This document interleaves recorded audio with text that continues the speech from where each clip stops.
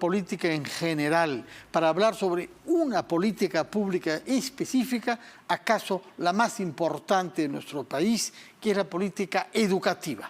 Y lo vamos a hacer con el exministro Martín Benavides, que tiene la amabilidad de atendernos desde Francia, lo que significa que para él son las 2:30 de la mañana. Muchas gracias por su presencia noctámbula en RPP, señor Martín Benavides. Muchas gracias, bien, gracias por la invitación a la entrevista. Bueno, ¿cómo no invitarlo después de haber leído un libro que ha escrito usted bajo el título, yo diría casi civilino, La memoria o la reforma imposible? Pero esa IM está tachada en el título del libro, así que yo no sé si la reforma era imposible o usted tuvo dudas o quiere señalarnos algo con ese recurso gráfico en la carátula de su libro, que por el momento creo que tiene solo una forma digital. En todo caso, es raro que un hombre público se dé el tiempo para explicar a los ciudadanos qué pasó verdaderamente y hacerlo bajo forma de libro. Tenemos el caso reciente de Pedro Cateriano, que ha publicado un voluminoso libro sobre su paso por el poder también.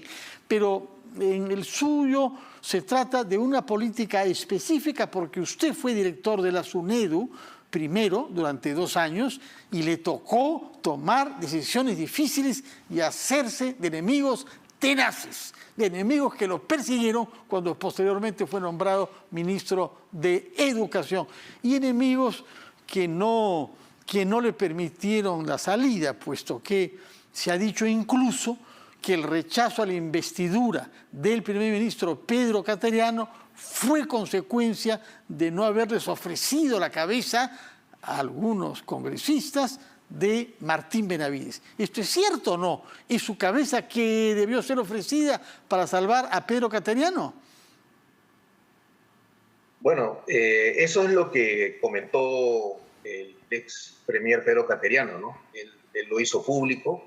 Yo la verdad que no sabía hasta el momento en el que él lo dijo el día de la interpelación a eso de las 5 de la mañana.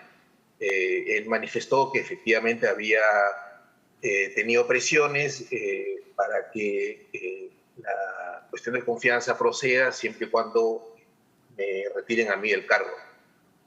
En realidad, yo creo que eso es el resumen de lo que ha sido una época complicada, ¿no? Usted dice, yo entré, digamos, a la SUNEDU con la idea, digamos, de hacer una reforma, ¿no? O de continuar una reforma que había sido, digamos, diseñada en la época del exministro Saavedra, que la inició la superintendenta Lorena Macías, pero que entró en un momento difícil cuando se nombró a una superintendenta en lugar de Lorena Macías, que acababa su gestión, que representaba un retorno, digamos, a la situación anterior, ¿no? Entonces, en ese momento yo entro, hubo una crisis, no sé si usted recuerda, de las acusaciones de plagio, ¿no? Y yo, que era vicepresidente del Consejo Directivo, termino asumiendo la superintendencia, ¿no? Con la idea, como le dije, de llevar esto a fondo, ¿no? Y la idea de reforma posible o no posible tiene que ver un poco con eso. O sea, en el Perú creo que son pocas las reformas institucionales que han logrado avanzar, ¿no? Sobre todo en los últimos años, ¿no? Nos hemos dedicado mucho a pelear y eso nos ha dejado poco tiempo para hacer reformas o para diseñar políticas que no sean de corto plazo. Y en este caso, esto que parecía imposible, ¿no? Por la forma como estaba totalmente capturado el sistema universitario por poderes políticos, empresariales, incluso por las propias, algunos académicos, digamos, que eran resistentes al cambio, se logró avanzar y se hizo, digamos, se transformó esta imposibilidad en una posibilidad. Esa es un poco la idea, digamos, del título, ¿no? Y, digamos, y trato de detallar cómo se logró eso, en ese caso como en otros casos también que el libro detalla. De acuerdo. Para terminar con el tema de su cabeza, para salvar al primer ministro Pedro Cateriano, ¿quién es Salomé ahí que pide la cabeza de San Juan Bautista, de donde viene la expresión? Porque usted hace relatos sobre usted mismo sentado comiendo un plato de lentejas en la, digamos, cafetería que hay en el Congreso, y pasan algunos congresistas que más bien parecen matones, ¿no? Y que le anticipan a usted que tiene la cabeza verdaderamente que pende sobre un hilo. ¿Quién es Salomé que pide la cabeza al rey Herodes de San Juan Bautista? Bueno, ahí están los detalles del caso, ¿no? Pero, digamos, lo que yo quise documentar es que fue un momento muy, muy tenso, ¿no? Había de parte de los congresistas, sin duda, digamos, una actitud muy amenazante. Yo en ese comedor donde estaba con estos congresistas, yo estaba solo, ¿no? Eran varios de ellos, no había necesidad de gritar ni de amenazarme.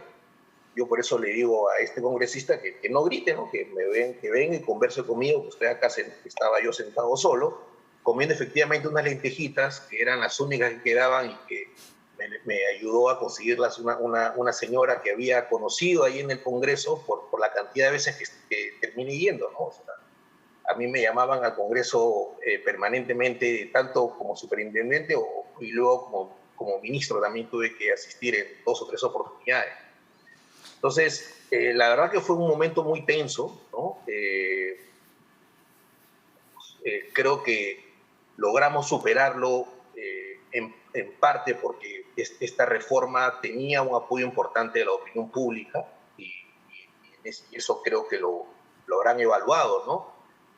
Y por la defensa que yo hice, las 33 preguntas que me hicieron de la interpelación, en realidad eran preguntas que eran fácilmente de ser respondidas porque no tenían ningún sentido, habían acusaciones sin fundamento, ¿no?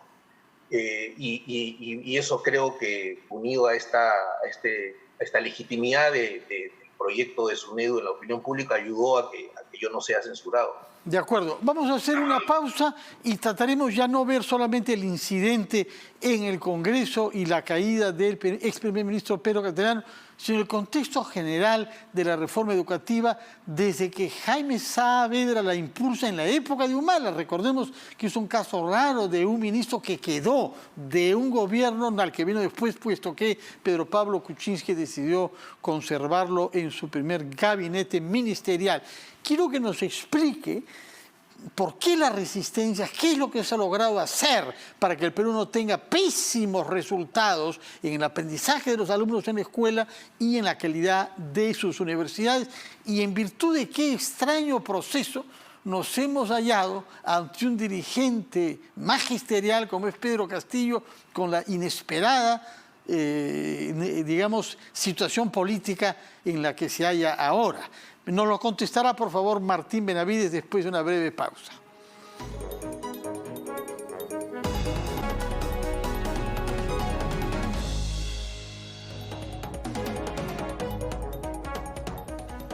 Estamos conversando con el expresidente de la SUNEDU y exministro de Educación, Martín Benavides, con motivo de un libro cuya versión digital he podido leer, La reforma imposible, pero está tachada. Había quedado planteada la pregunta. Hace 10 años dábamos por entendido que el Perú era de los peores países como rendimiento escolar y universitario en nuestra región. Cada vez que se hacía un examen PISA era una vergüenza y un dolor. Y se decidió tomar las cosas a fondo. Jaime Saavedra encarnó eso y Jaime Saavedra fue censurado por la mayoría absoluta que tenía Fuerza Popular en ese momento. Estamos hablando del año 18. Poco después entró usted, entre tanto hubo otros ministros, y asumió la responsabilidad ministerial después de haber tenido a su cargo el tema universitario. Los maestros, ellos, ¿llegaron a comprender que era su interés la reforma magisterial? Bueno, yo tenía un diálogo permanente con el gremio magisterial. De hecho, lo tuve al recuerden que yo entré el 13 de febrero al Ministerio de Educación y a las 2, 3 semanas nomás vino la pandemia, ¿no? Entonces, habíamos iniciado conversaciones para seguir impulsando la reforma en la carrera pública magisterial, pero luego una siguiente reunión ya la conversación fue pidiéndoles apoyo para lo que iba a ser el proyecto de educación remota, ¿no? En ese momento empezábamos a diseñar con Aprendo en Casa, ¿no? Y hubo una buena relación, ¿no?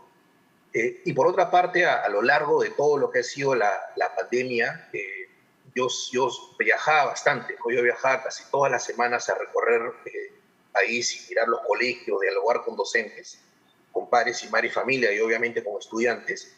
Y ahí me di cuenta también que habían docentes bastante comprometidos con la situación de sus estudiantes, ¿no? Habían docentes que innovaban permanentemente y en ese sentido yo, al menos a partir de ellos, pude dar cuenta que ellos comprendían la emergencia en la que estábamos y se ponían al servicio de sus estudiantes, ¿no? Y hay varios casos de docentes que hemos conocido en relación a los esfuerzos que hicieron en la pandemia, ¿no?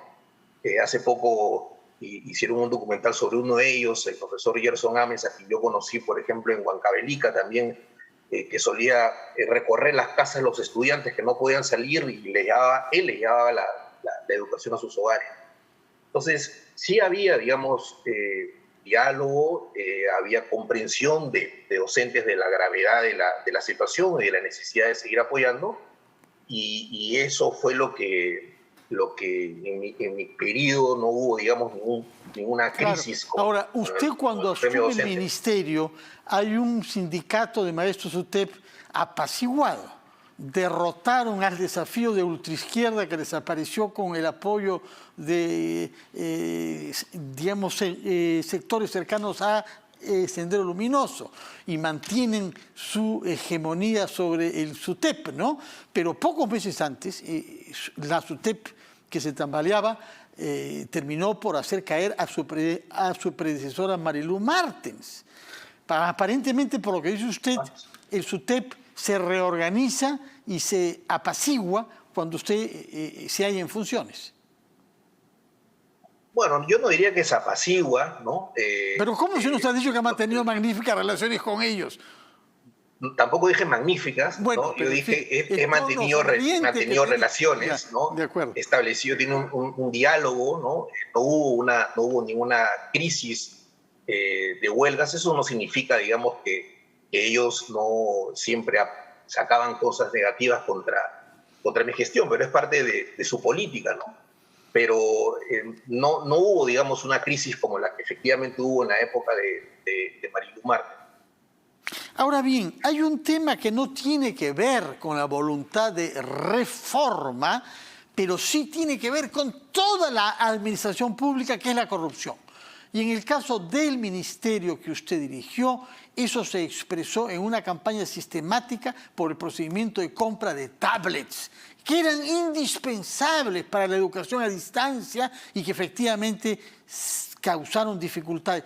¿Qué sucedió y qué descubrió usted, que es un académico y un profesor independiente?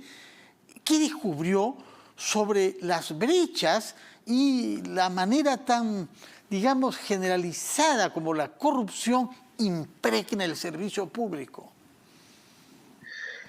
Bueno, evidentemente fue el momento más difícil que yo tuve como ministro.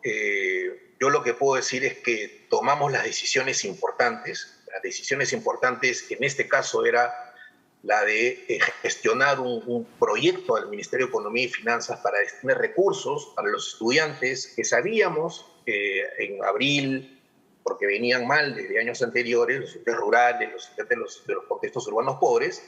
A esos estudiantes había que darles facilidades tecnológicas para poderlos ayudar no solamente con la emergencia, ¿no? Nuestro proyecto era un proyecto de largo plazo, era el proyecto del cierre de la brecha digital en educación, ¿no?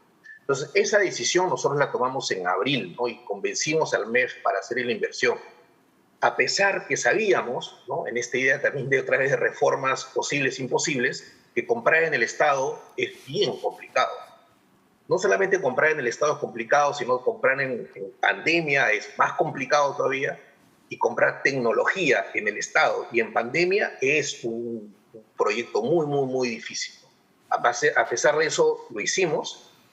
Y hicimos las cosas de manera tal de poder tener un mecanismo que nos permita saber que no ocurra a tiempo, que no ocurra corrupción, ¿no? Yo pedí, el día siguiente que salió el decreto legislativo, le pedí al Contralor que nos haga control concurrente.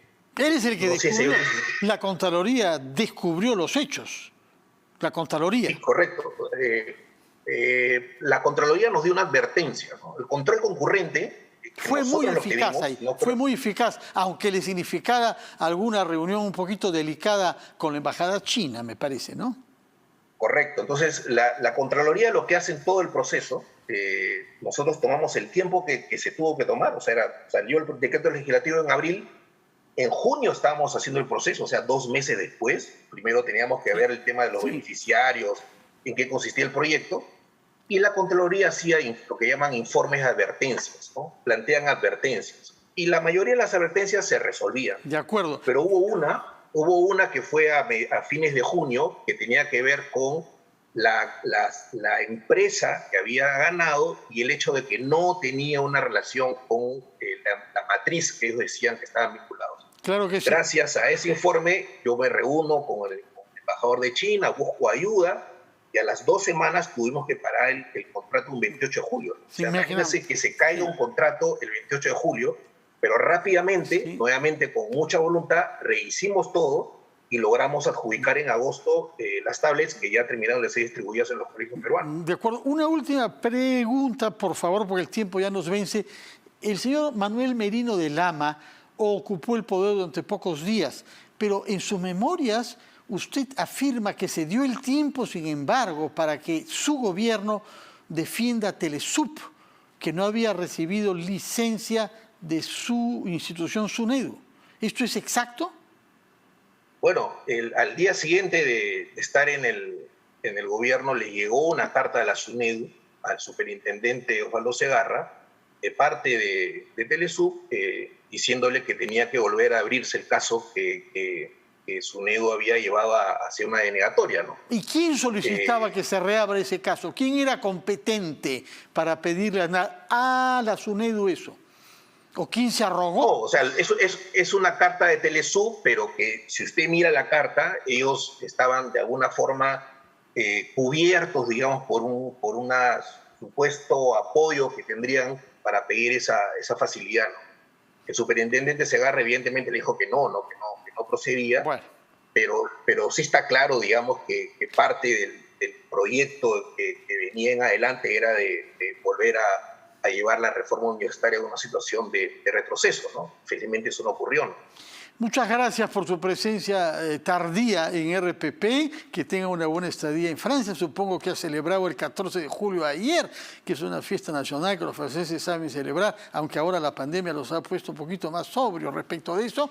Y espero que cuando usted vuelva al Perú y se presente su libro, nos invite para poder escuchar los argumentos que se den a favor y contra, porque yo lo he podido leer rápidamente, pero me he dado cuenta que es una mina, tanto más que, como he dicho, es poco frecuente que un alto funcionario como usted haga memorias donde deje verdaderamente testimonio de lo que pudo hacer y de lo que no pudo hacer. Sobre lo que no pudo hacer hablaremos la próxima vez. Muchas gracias por su presencia, que tenga buenas noches en Francia y nos veremos, espero, cuando usted vuelva. Hacemos una pausa y cuando regresemos, puesto que mañana es fin de semana, queremos hablar sobre la situación de las salas de cine y de teatro en nuestro país, que han comenzado a ser abiertas, pero no todas.